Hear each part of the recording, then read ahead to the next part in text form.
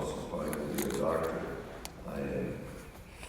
He spotted I was bleeding a little bit on my hand, and I asked if they had a Band-Aid.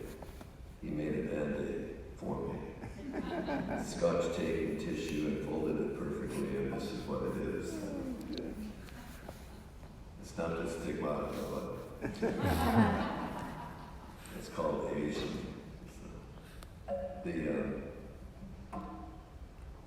I had a nephew here in town, and when he went to Europe this last year, he put on his phone where I could follow him. So, and he could follow me. So he can tell whether or not I'm up in the morning or at home at night, and I can do the same with him. He's already at work. He's already taken one of his kids to crisis, and now he's already at work. But the 15th is business time, and businesses have to make their tax returns. And so he's an accountant, so he's hard at work. But I told him I was on my way to St. Lizzie, and he came back with, "Where is St. Lizzie?" And I said that was my mom's short name. She was Elizabeth, but only my dad would call her Lizzie. But when she was 2 years old, in the 1900 census, U.S. Census, she's identified as Lizzie. She's the last of the children. She had a younger sister born a couple of years later, but in 1900, she was Lizzie.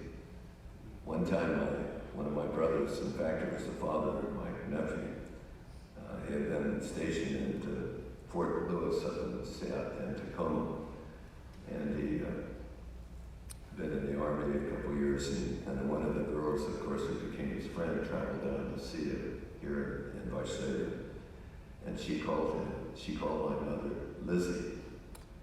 It was dead silence. We never saw her again. No one called my mom Lizzie except my dad, and it was just kind of an unwritten rule. Being the youngest in the family, I got to watch these kinds of relationships come and go.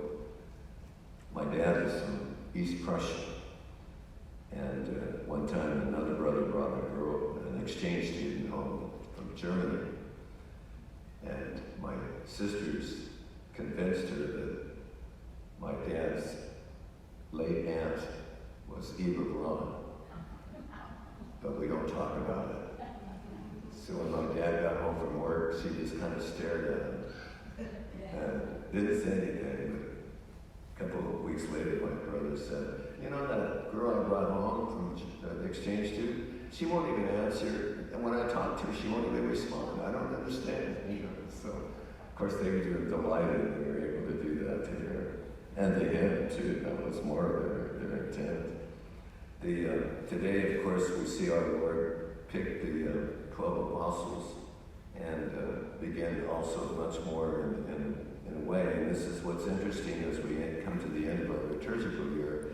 The church kind of steps back and begins to go into the earlier gospel stories of our Lord's beginning of his ministry. And sometimes when we see that, we kind of wonder, where's he going with it?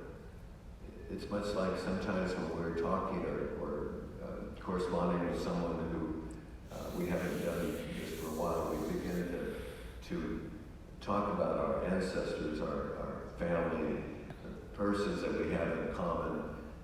I always call it the shoulders on which we stand, and we reminisce about them. And the other day I was corresponding with she was younger. I met her at 15, but then I did a wedding right after the year after I was ordained. Then, plus her sailboat, she and her husband went off into the Pacific. She was working on a doctorate from Berkeley, and he decided that they would do a research project, and so she got a grant for it, and he built a boat, sailboat in Berkeley in the marina, and I blessed their little, they had a little 7-year-old time, Sean, and afterwards I went by to see my sister in Woodland, and my brother-in-law was a sailor, and he he said he won't survive on that sailboat.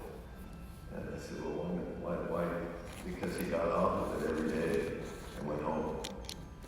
And he'll be out there in the Pacific somewhere and he'll never be able to get off of it. Between Hawaii and Tahiti, it hit, and he threw off the boat and marched around with a shotgun like Captain Bligh.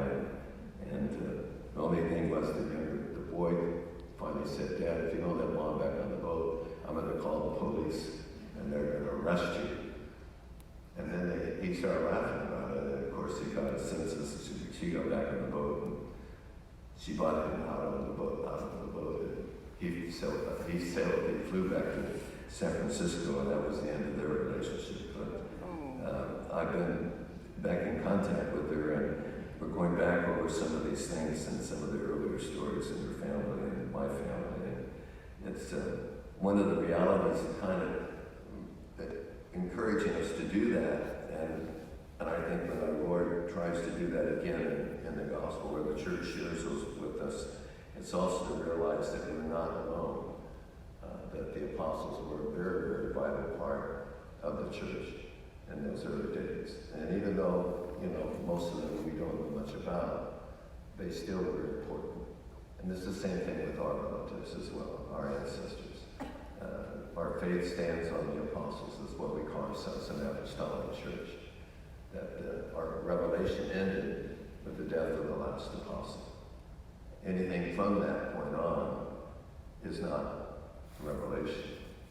It might be apparitions. It might be something that you want to say, oh, I love that. But it's not something you can base your faith on as a Christian and as a Catholic. And it's also important to remember that. And so as we remember our Lord coming down that mountain, spending the night in prayer, and making that choice, it's a choice that we've been beneficiaries of to this day.